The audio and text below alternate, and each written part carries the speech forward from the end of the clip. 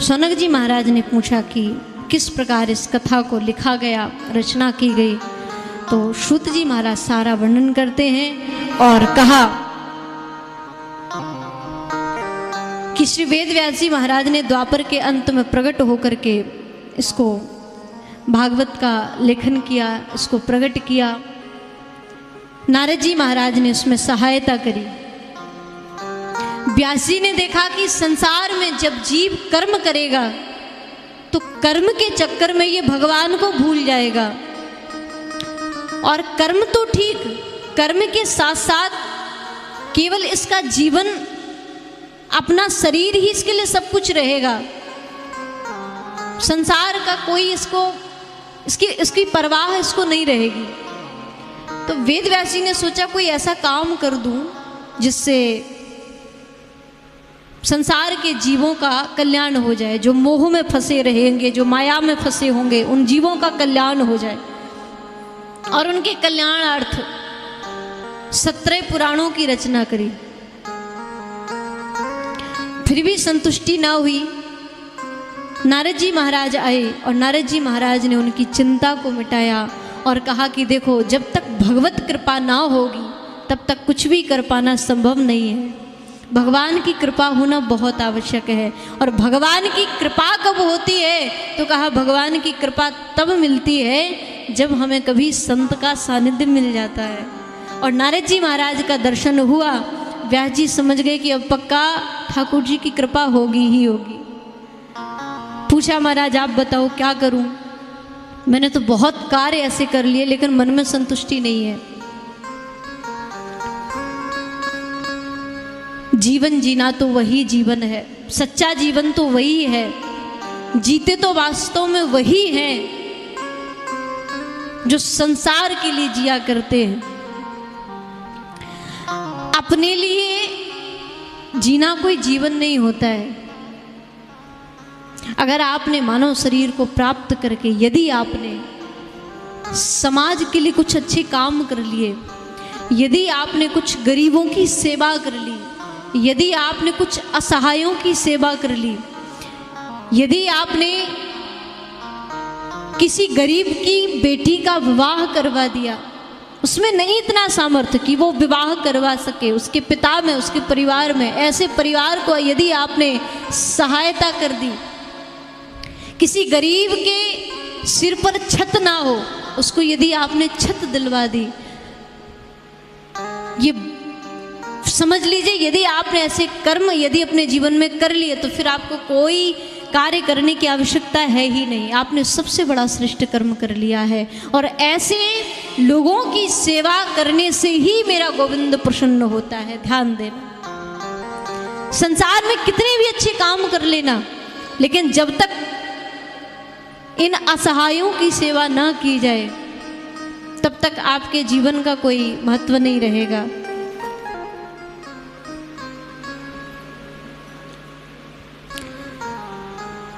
किसी के काम जो आए उसे इंसान कहते हैं, पराया दर्द अपनाए उसे इंसान कहते हैं। सच्चा इंसान तो वही है।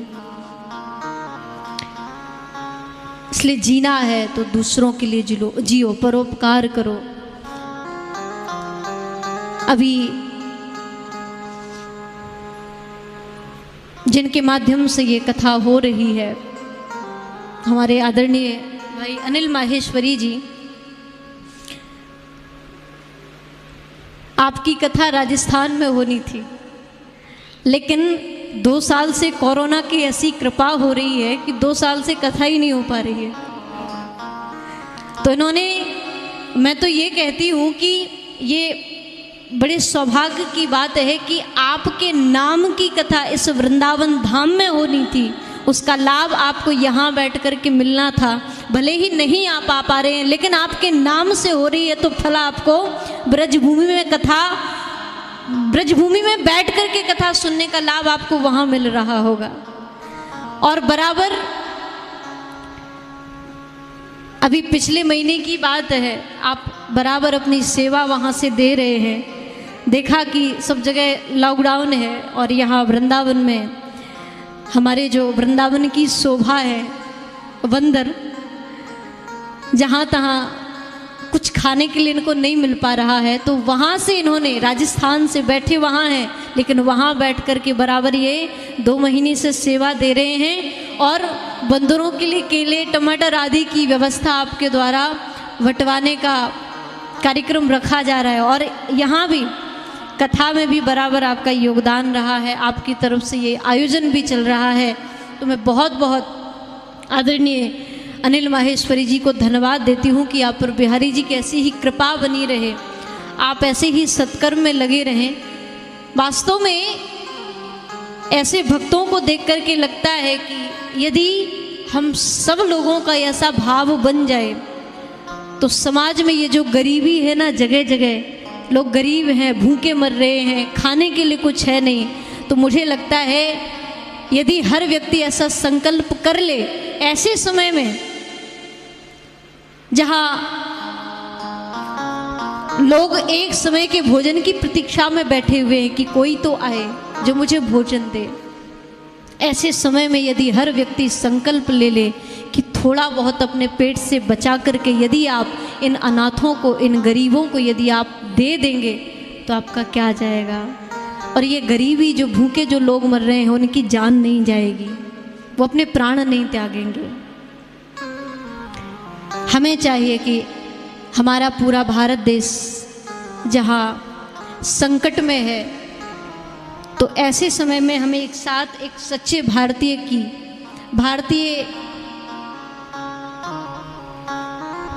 होने का हमें गर्व महसूस करना चाहिए कि हम भारत जैसी भूमि में बैठे हुए हैं, तो हमें अपने कर्तव्य का निर्वहन करना है, पालन करना है। जो भी मुझे YouTube से सुन रहे हैं या Facebook से सुन रहे हैं, उन भाइयों से भी मैं यही प्रार्थना करूंगी, यदि आपके आस पड़ोस में कहीं भी ऐसी स्थिति किसी की दिखती है जो बहुत ज़्यादा असहाय है, गरीब है, जिनके पास कुछ खाने को नहीं है, तो कृपा करके आप जैसी भी बने थोड़ा बहुत व्यवस्था आप करके उनके भोजन की व्यवस्था करवाओ। गौ माताएं जो जगह जगह सड़कों पर भटक रही है, वो भी भूखी ना मरे, वो भी भूखी ना डोलें, उनकी भी सेवा का आप प्रयास करें। बीड़ा अपने हाथ में लें कि हमें अपने भारत देश को बचाना है, हमें अपनी समाज को बचाना है।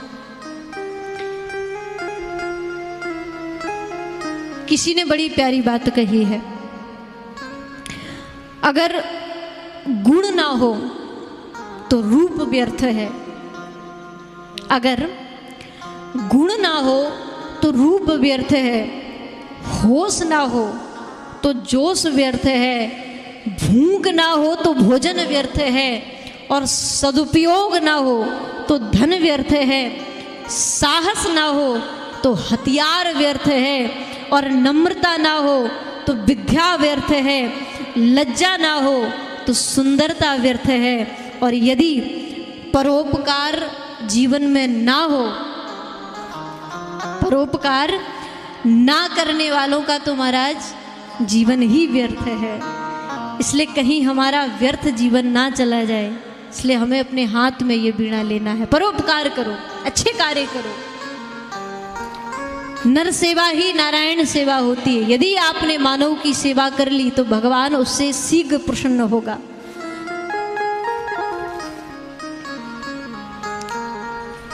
व्यास जी ने आज संसार के कल्याण के लिए परोपकार की भावना हृदय में लेकर सुंदर श्रीमद् भागवत महापुराण की रचना की, और सोचा कि इसका पात्र किसको बनाया जाए, किसको प्रदान करें जो समाज में इसका प्रचार प्रसार करें। तो श्री सुखदेव जी महाराज का स्मरण आया, और भागवत के श्लोकों के द्वारा सुखदेव जी को मोहित करके अपने निकट बुलवा करके, और ऐसी कथा आती है जनक जी के पास परीक्षा लेने के लिए भेजा गया सुखदेव जी को, और उस परीक्षा में सफल होकर के श्री सुखदेव जी महाराज वापस लौटे। उसके बाद भागवत का दान श्री व्यास जी महाराज ने सुखदेव जी को प्रदान किया, और यही भागवत सर्वप्रथम श्री सुखदेव भगवान ने राजा परीक्षित को श्रवण कराई। सूत जी महाराज इस प्रकार जब वर्णन कर रहे थे, सौनक जी ने सुना, अरे महाराज परीक्षित को कथा श्रवण कराई, आखिर परिषद ये थे कौन? और सबसे पहले सुखदेव जैसा परमहंस, इनके मुखारविंद से परिषद को कथा सुनने का कैसे फल प्राप्त हुआ, कैसे समय मिला, कृपा करके बताएं। तब से सूत जी महाराज कहते हैं, सौनक जी, यदा मृधे सौरभ कौरव सृजायानाम वीरेश्वतो वीरगति गतेषु ब्रकोदराविद्य गदा विमर्श भगनोरु दंडे दंडे धृतराष्ट्र पुत्रे। महाभारत काल में जब सारे कौरव मारे गए, दुर्योधन बचा हुआ था, भीम ने उसकी जंगा तोड़ दी। अब बेचारा पड़ा पड़ा मृत्यु के पल गिन रहा था, कब मृत्यु आ जाए कोई भरोसा नहीं। अश्वत्थामा आया और अश्वत्थामा ने वचन दिया कि चिंता मत करो, मैं तुम्हें मारने वाले 5 पांडवों को, इनका मैं वंश ही समाप्त कर दूंगा। और ऐसा सोच करके गया महाराज, पांडवों के शिविर में पहुंच करके इसने पांडवों के 5 पुत्रों के सिरों को काट लिया। लेकिन भगवान ने पांडवों की रक्षा करी। यहां द्रौपदी को जब पता चला, द्रौपदी करुण क्रंदन करने लगी, विलाप करने लगी, रुदन करने लगी। अर्जुन ने समझाया, ढांढस बंधाया, देवी चिंता मत करो, जिसने भी आपके पुत्रों को मारा है मैं उसका सिर काट के आपके सामने ला दूंगा। भगवान को बनाया सारथी और अश्वत्थामा का पीछा किया, जंगल में पहुंचे। अश्वत्थामा ने वहां ब्रह्मास्त्र का प्रयोग कर दिया। अर्जुन डर गए, कांपने लगे, अरे गोविंद रक्षा करो, ये ब्रह्मास्त्र हमें जला देगा। भगवान बोले, वाह, इतने बड़े वीर पुरुष होकर के तुम डर रहे हो, वो भी इस ब्रह्मास्त्र से? अरे इसको चलाना आता है पर इसको लौटाना नहीं आता। और अर्जुन याद रखो, कभी कभी विष पर ही काम करता है, विष को विष से ही काटा जाता है। अच्छा महाराज, तो क्या किया जाए?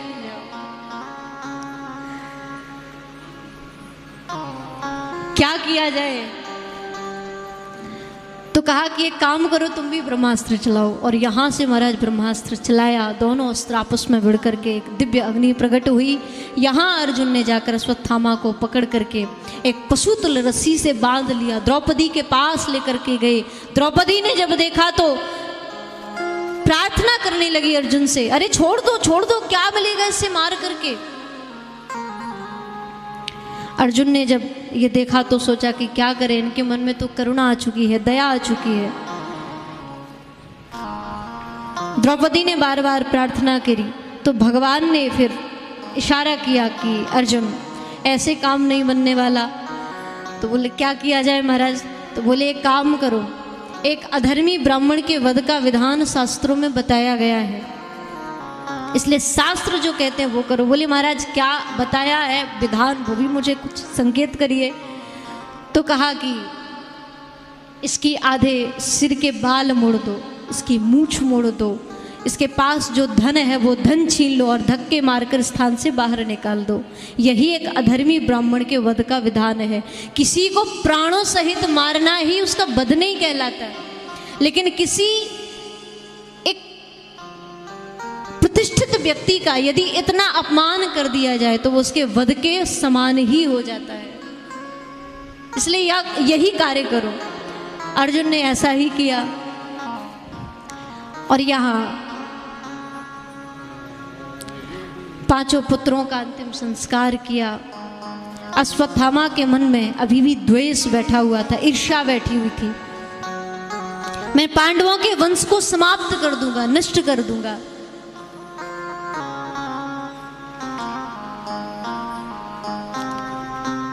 भगवान कुछ दिन वहां रहे और फिर उसके बाद जब द्वारिका जाने के लिए भगवान ने विचार किया, सोचा कि बहुत समय हो गया हस्तिनापुर रहते रहते, मुझे जाना चाहिए।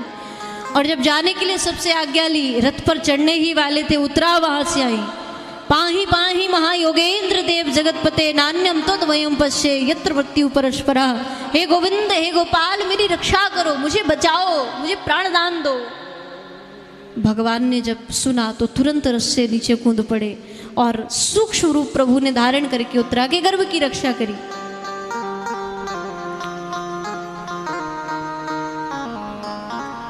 उत्तरा को बचाया, उत्तरा के गर्भ में जो शिशु पल रहा था उसकी भगवान ने रक्षा करी।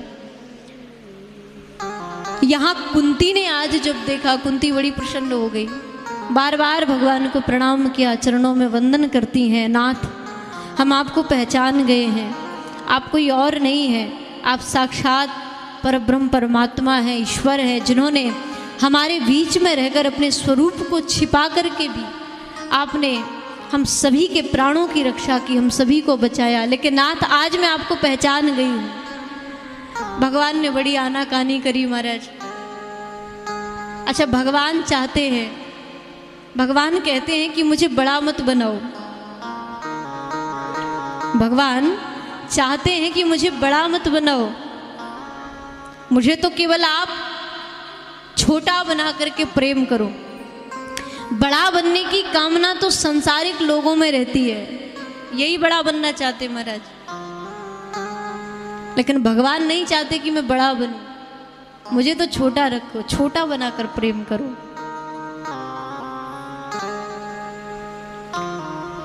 जब कभी भी भगवान ने अवतार लिया और अवतार में जहां कहीं संतों ने भगवान के स्वरूप को बताना चाहा कि ये कौन है, वही भगवान ने टोक दिया कि महाराज कृपा करो, भगवान मत बना देना, इन सब के बीच में इनका बेटा बनकर आया हूं,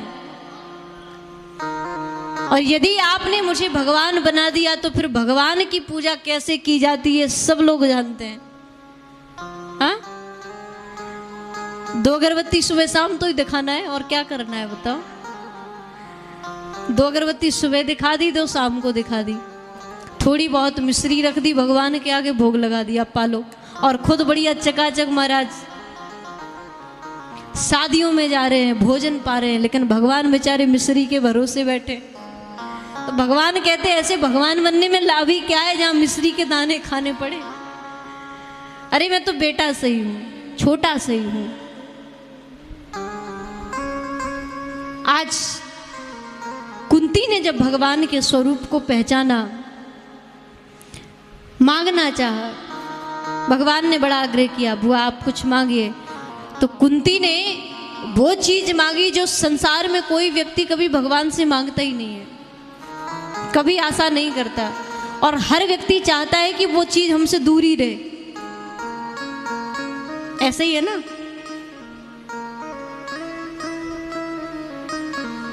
लेकिन जरा कुंती के भाव को देखो, कुंती मैया का भाव तो देखो, वो जानती हैं कि इस वस्तु के निकट रहने से मुझे क्या मिलने वाला है। हम उस चीज के महत्व को समझ नहीं पाते हैं। कुंती ने मांगा दुख, गोविंद मुझे दुख दो, मेरी झोली में दुख डाल दो, लेकिन महाराज भगवान दुख कहां से दे, जो स्वयं आनंद स्वरूप है। वो स्वामी जी महाराज लिखते हैं ना रामचरितमानस में, जब नामकरण होता है, जो आनंद शुद्ध सुख राशि, भगवान क्या है, आनंद की राशि है, सुख की राशि है, सुख का खजाना है, स्वयं आनंद स्वरूप है। और यदि भगवान आनंद स्वरूप है तो वो दुख कहां से दे दे महाराज, वो तो आपको सुख दे सकते हैं, आनंद दे सकते हैं। आनंद मांगिए। भगवान बोले बुआ दुख तो मेरे पास है ही नहीं, मेरे खजाने में ही नहीं है, मैं कहां से दूं। तो कुंती बुआ बोली कि नहीं प्रभु, मैं आपसे केवल दुख की कामना करती हूं, मुझे केवल दुख चाहिए, क्योंकि सुख यदि आप देंगे तो मैं भली भांति जानती हूं, सुख यदि मुझे प्राप्त हो जाएगा तो मैं आपको भूल जाऊंगी। अभी तक हमारे जीवन में दुख रहा है, और दुख के रहने के कारण नाथ आपका के चरणों में प्रेम करना, इसके अलावा इससे महान श्रेष्ठ धर्म और कुछ नहीं है। आप कुछ भी कर ले रहे हैं, लेकिन इसकी बराबरी कोई नहीं कर सकता। तो सूत जी ने कहा कि प्राणी मात्र का एक परम धर्म केवल और केवल यही है।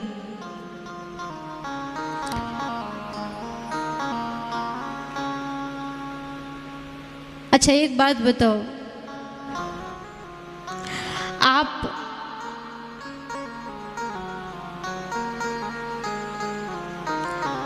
भगवान को चाहते हो या भगवान से चाहते हो? बताओ। हमारे यजमान जी कह रहे हैं दोनों चीज चाहिए, भगवान को भी चाहना, भगवान से भी चाहना है, लेकिन दोनों चीज हाथ थोड़ी आएगी। हाँ भाई, एक कुछ मिलेगा या तो ठाकुर जी मिलेंगे या फिर, ऐसी बात नहीं है। उसको चिंता बहुत है, आप नहीं मांगोगे फिर भी वो देगा। हाँ, और मिलता उसी भक्त को है जो मांगता नहीं है ना। जो मांगता है तो मांगने से आपको तो आपके मांगने वाली चीज मिलेगी जो आप मांगोगे। अगर आप गाड़ी मांगोगे आपको गाड़ी मिलेगी, बंगले मांगोगे बंगले मिलेंगे, संतान मांगोगे संतान मिलेगी, परिवार मांगोगे परिवार मिलेगा। लेकिन जो मांगोगे नहीं, जो कभी भी कोई भक्त मांगता नहीं है, जिसके स्वभाव में मांगना नहीं है, भगवान उसको वो देते हैं जो कभी उसने कल्पना ही ना की होगी, कभी उसने सोचा ही ना होगा। यही तो उसका स्वभाव है।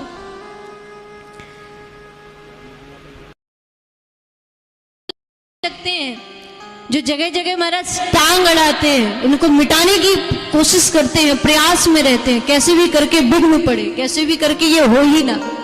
ये कलयुग के ही अनुयायी है, ध्यान देना। हाँ, ये सब कलयुग के चमचे हैं, क्योंकि कलयुग यही चाहता है कि जब धर्म समाप्त होगा तभी तो हमारा साम्राज्य हो पाएगा। ये कोई और नहीं, यही तो सच्चे विधर्मी है, जिन्हें धर्म अच्छा नहीं लगता है।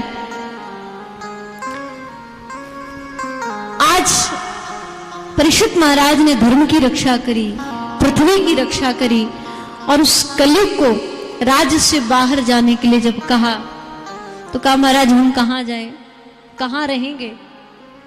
आपका पूरी पृथ्वी पर साम्राज्य है, अगर कहीं भगाते भी हो तो हम कहाँ जाकर के रहेंगे? जहां जाता हूं बस हाथ में तलवार लेकर के आप ही दिखाई देते हो। अब हमें आप स्थान दे दो तो हम वहां जाकर के रह लेंगे। तो कहा कि ठीक है, 4 स्थान देता हूं, जहां समाज जुआ खेलता हो, जहां मदिरा बिकती हो, जहां वेश्याएं ठहरती हो, जहां जीवों की हिंसा होती हो, इन 4 जगहों पर जाकर रहो। कलयुग बड़ा समझदार था, होशियार था, बुद्धिमान था। सोचा राजा कितनी बुद्धि से स्थान दिए हैं इसने। अब राजा परीक्षित सोच रहे थे कि भाई शरण में आए को भगाया तो नहीं जा सकता, तो जैसा ये है, जैसा इसका स्वभाव है, जैसा इसका कर्म है, जैसा इसका रूप रंग है, उसके हिसाब से इसको स्थान देने दो, ये अपनी जीविका चला लेगा। लेकिन कलयुग ने कहा महाराज कोई अच्छा सा स्थान दे दो, अगर खजाने में कोई आपके नजर में स्थान हो वो हमें आप प्रदान कर दो, अच्छा होना चाहिए। तो परीक्षित जी ने सोचा कि क्या दूं, तो सोचा कि जाओ हम तुम्हें स्वर्ण में स्थान देते हैं, तुम्हारा स्वर्ण में वास रहेगा। और उस सोने में कलयुग ही बसता है जो सोना निर्दयता के साथ कमाया जाता है, जो छीन करके कमाया जाता है, जो किसी का हरण करके कमाया जाता है। ऐसे धन में केवल और केवल कलयुग ही वास करता है। और उस धन में भगवान का वास होता है, जो धन अपनी खून पसीने को एक करके जो गरीब व्यक्ति कमाता है, मेहनत से कमा करके लाता है, उस धन में भगवान का वास होता है, मेहनत की कमाई में। जैसे ही स्वर्ण में स्थान दिया, सोई महाराज कलयुग तुरंत सूक्ष्म रूप बनाकर राजा परीक्षित के उस मुकुट में प्रवेश कर गया, और सबसे पहले प्रभाव परीक्षित पर ही पड़ा। परीक्षित महाराज आज हिंसा का भाव हृदय में जागृत हो गया। एक हिरण का पीछा करते करते महाराज भागे जंगल में पहुंचे, जल नहीं मिला तो एक मुनि का अपमान कर दिया, क्रोध में एक सर्प उठाकर गली में डाल दिया समीक मुनि के। मुनि ने तो कुछ नहीं कहा, लेकिन मुनि का जो बेटा था श्रृंगी ऋषि, उन्होंने जब देखा रोने चिल्लाने लगे, श्राप दे दिया अंजलि में जल लेकर के, जिसने भी मेरे पिता के गले में ये मरा हुआ सर्प डाला हो, यही सर्प उसको 7वें दिन तक्षक बनकर डस ले। और इस प्रकार परिषद के कान जब ये खबर पहुंची, समीक मुनि ने संदेश पहुंचाया, राजा बड़ा विकल। परिषद महाराज ने सुन करके थोड़ा दुख तो हुआ कि मैंने अपमान किया है संत का, लेकिन वहीं प्रसन्नता भी हृदय में उतनी ही जागृत हो गई कि यदि मैं ऐसा कर्म ना करता तो शायद आज मैं संसार से मुक्त ना हो पाता। आज मैं संसार से विरक्त हो चुका हूँ, मेरा मोह छूट गया है। अब मैं जाकर निश्चिंत होकर भगवान का भजन तो कर लूंगा, मुझे कोई चिंता नहीं है। ध्यान देना,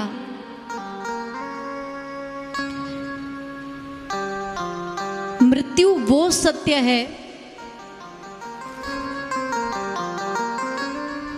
जो इस सत्य को व्यक्ति यदि अपना ले, यदि इस सत्य को स्वीकार कर ले कि मेरी मृत्यु एक दिन होना ही होना है, तो निश्चित उस व्यक्ति को अलग से समय नहीं निकालना पड़ेगा भगवान का भजन करने के लिए। ये शरीर, ये मन स्वतः ही भगवान के भजन में लग जाएगा।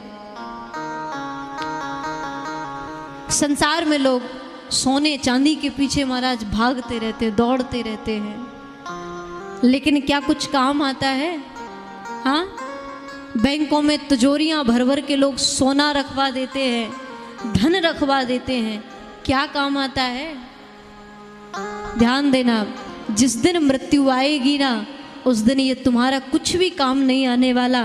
तुम यदि सोचो कि कुछ रिश्वत देकर के तुम्हारी सांसें कुछ बढ़ जाएंगी, तुम्हें कुछ दिन और जीने का समय मिल जाएगा, तो ऐसा बिल्कुल नहीं होने वाला है। यदि सोचना कि ये जो धन मैंने इकट्ठा करके रख लिया है, इस धन के देने से यमराज तुम्हें कुछ दिन और बख्श देंगे, तुम्हें कुछ दिन और जीने ले देंगे, तो ऐसा बिल्कुल नहीं है। अंत में क्या होगा? बड़ा प्यारा भाव है, सज धज कर जिस दिन मौत की सहजादी आएगी, सहजादी आएगी, ना सोना काम आएगा ना चांदी आएगी। सज धज कर जिस दिन मौत की सहजादी आएगी, सहजादी आएगी, ना सोना काम आएगा ना चांदी आएगी, ना सोना काम आएगा ना चांदी आएगी। सज धज कर जिस दिन मौत की सहजादी आएगी, सहजादी आएगी, ना सोना काम आएगा ना चांदी आएगी, ना सोना काम आएगा ना चांदी आएगी।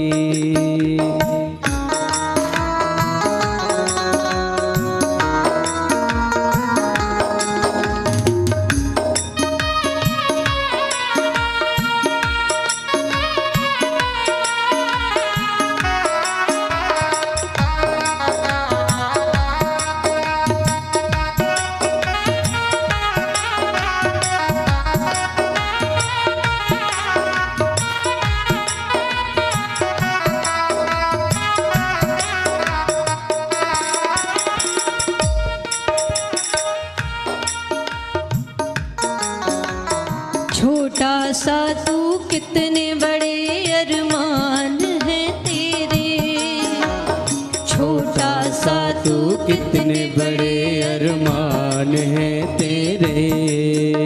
मिट्टी का तू सोने के सब सामान है तेरे, मिट्टी का तू सोने के सब सामान हैं तेरे।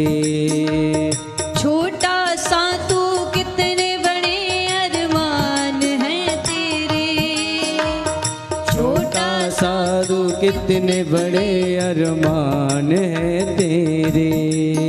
अरे मिट्टी का तू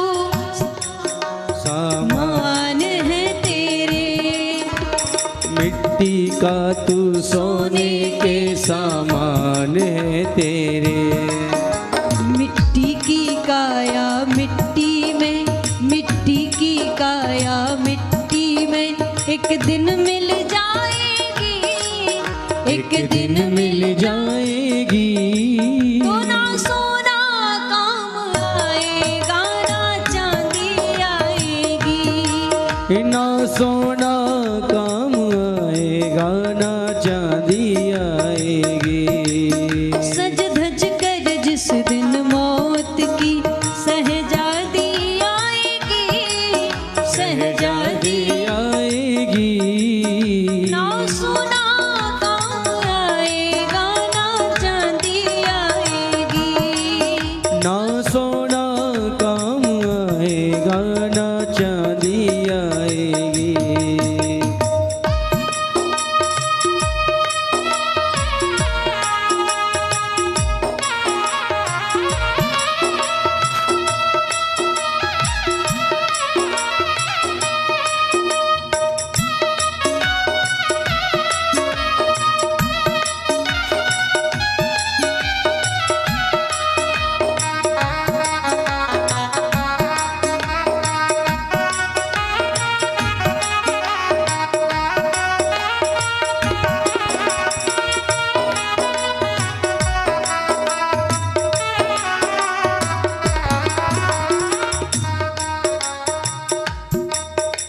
अच्छे किए हैं कर्म तूने माया मानव तन, अच्छे किए हैं कर्म तूने पाया मानव तन।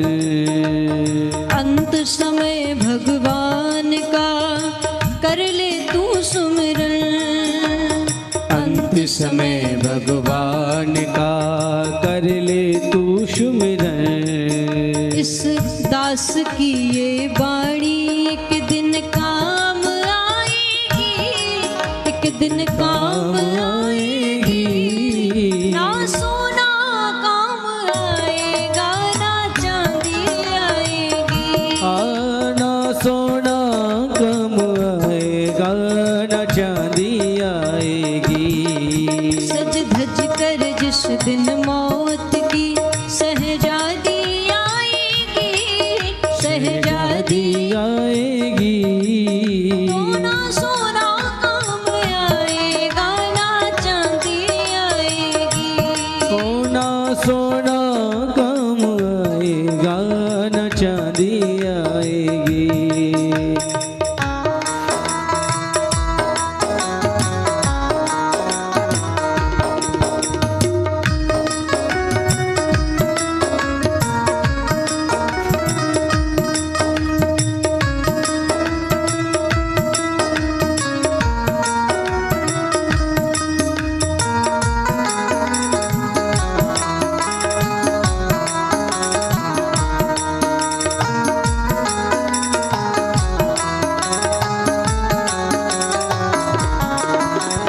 पंछी है तू तोड़ के पिंजरा छोड़ के उड़ जा रे, पंछी है तू तोड़ के पिंजरा छोड़ के उड़ जा रे। माया महल के सारे बंधन तोड़ के उड़ जा रे, माया महल के सारे बंधन तोड़ के उड़ जा रे। पंछी है तू तोड़ के पिंजरा छोड़ के उड़ जा रे, पंछी है तू तोड़ के पिंजरा छोड़ के उड़ जा रे।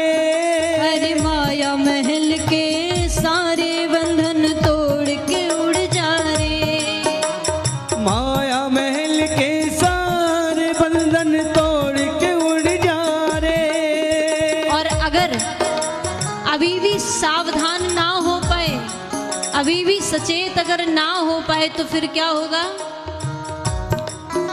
अरे दिल की धड़कन में एक दिन, दिल की धड़कन में मौत जिस दिन, दिल की धड़कन में जिस दिन मौत गुनगुनाएगी, वो गुनगुनाएगी, ना सोना काम आएगा, ना चांदी आएगी, ना सोना काम आएगा, ना चांदी आएगी। दिल की धड़कन में मौत जिस दिन गुनगुनाएगी, जिस दिन गुनगुनाएगी, तो ना सोना काम आएगा, ना चांदी आएगी, ना सोना काम आएगा, ना चांदी आएगी, ना सोना काम आएगा, ना चांदी आएगी, ना सोना काम आएगा, ना चांदी आएगी। सज धज कर जिस दिन मौत की सहजादी आएगी, वो सहजादी आएगी, ना सोना काम आएगा, ना चांदी आएगी, ना सोना काम आएगा, ना चांदी आएगी।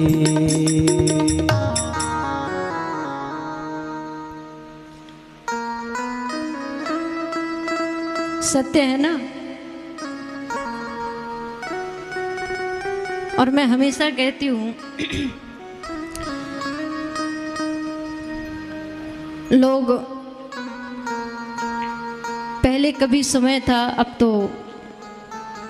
एक ऐसी चीज लोगों के पास है जिसकी वजह से किसी चीज की जरूरत नहीं पड़ती है। मोबाइल जो है, पहले हर व्यक्ति के हाथ में घड़ी हुआ करती थी। क्या घड़ी होती थी ना, चाहे पढ़ा हो चाहे अनपढ़ हो, कैसा भी हो, लेकिन घड़ी हुआ करती थी। और पहले के लोग बड़े समय के पाबंद भी होते थे, एकदम टाइम टू टाइम जो कुछ भी होता था बिल्कुल समय से करते थे।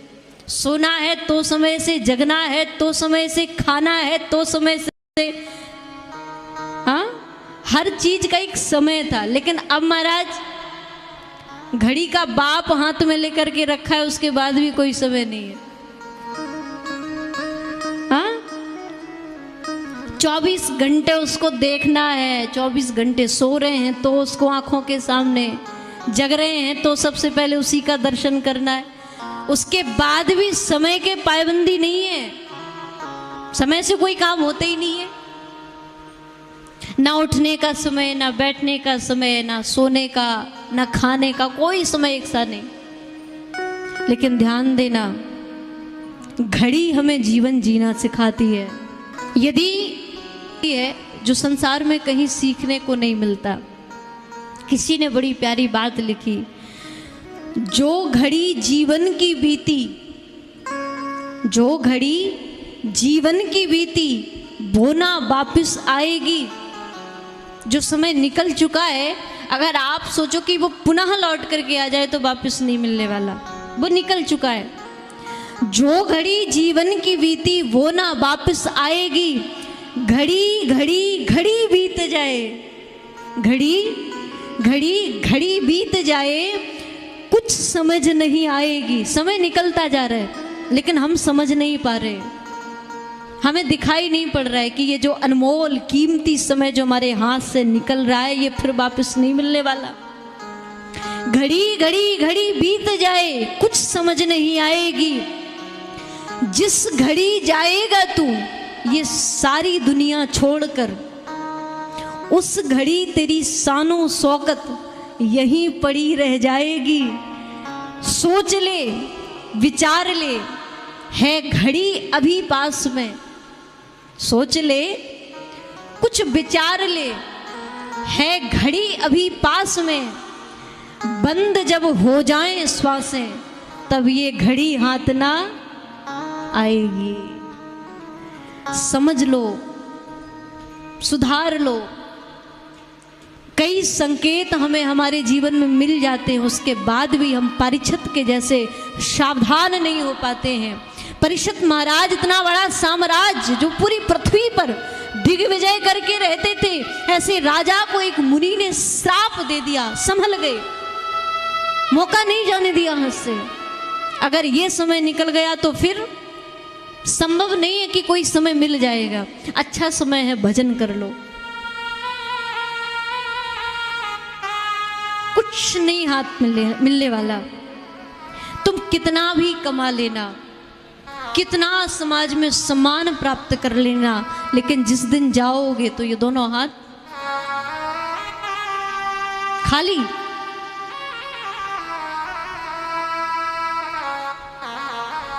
खाली हाथ वो भी गए जो कई मुल्कों के माली थे। सिकंदर जब गया दुनिया से तब दोनों हाथ खाली थे। आज परीक्षित ने सब त्याग दिया और त्याग करके गंगा किनारे पहुंचे, विराजमान हुए, भगवान का ध्यान करने के लिए उद्यत हो गए। आज मैं भजन करूंगा, मन एकाग्र कर लिया, बड़े बेटे को राज्य दे दिया, अब ये संभाले। लेकिन महाराज संसार का जीव क्या करता है, बोले पहले जब बेटा छोटा रहता है तो सोचता है इसका पालन पोषण करो, बड़ा हो जाए, बराबरी का हो जाता है, तब पिता को चिंता लग जाती है अब विवाह करना है, शादी करनी है। शादी हो गई महाराज, फिर भी छोड़ दो घर बार, चले जाओ। नहीं, कैसे छोड़ देंगे, कैसे छूटेगा महाराज, नहीं छूटने वाला। अभी तो नाती पोतों का भी आनंद लेना है, सो नातियों की प्रतीक्षा करते रहते हैं, हे भगवान सुंदर सा लाला आ जाए, बेटा आ जाए। और नाती पोते जब घर में आ जाते हैं उसके बाद ही छोड़ दो मोह माया, नहीं छूटती। फिर सोचते हैं अब नातियों का और विवाह देखे जाएं, क्या है पता नहीं, फिर आना है कि नहीं आना है। और ऐसे ऐसे करके सारा जीवन निकाल देता है, भगवान से प्रेम करने के लिए कभी समय निकालता ही नहीं है। जीवन में जब कभी आप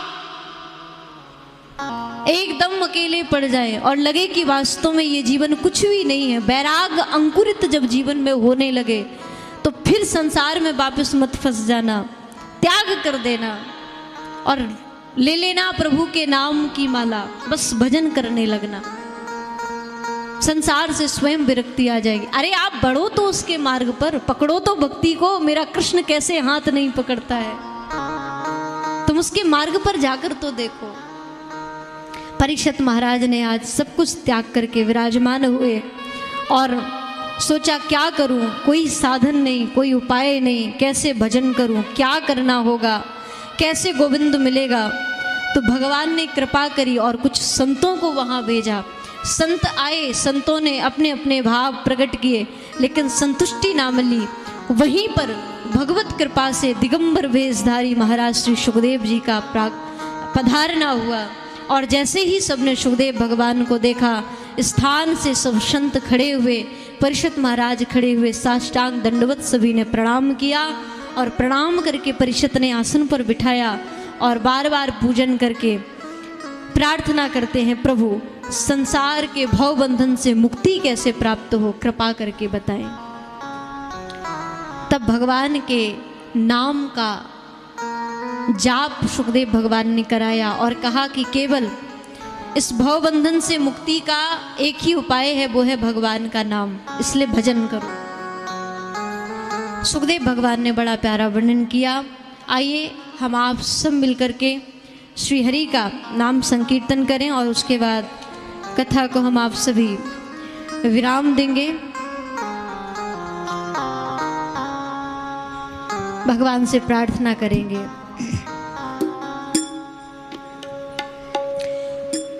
मुरली बजाने वाले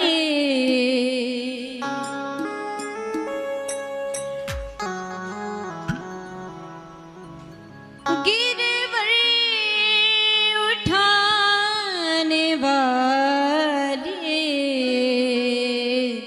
मैं दास हूँ तुम्हारा, मैं दास हूँ तुम्हारा। मुरली बजाने वाले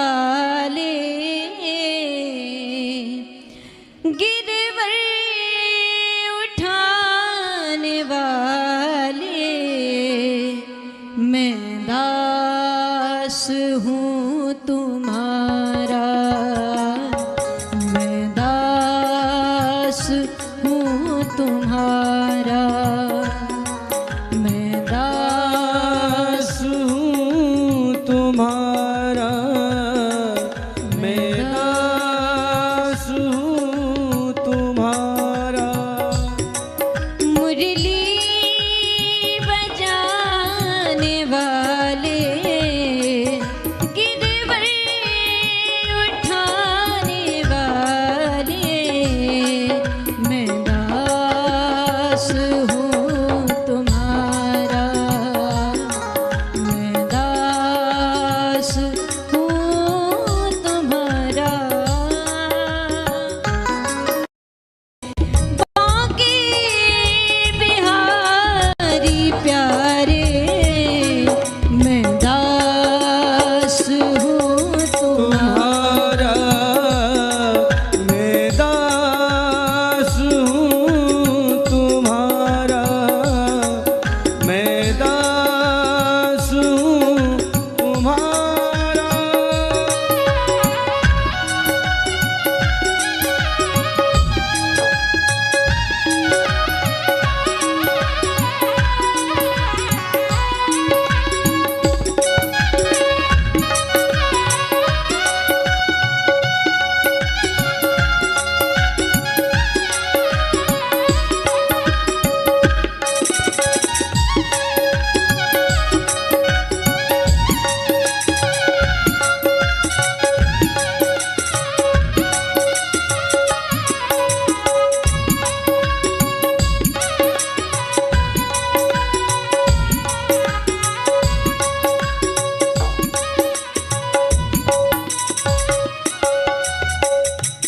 तेरी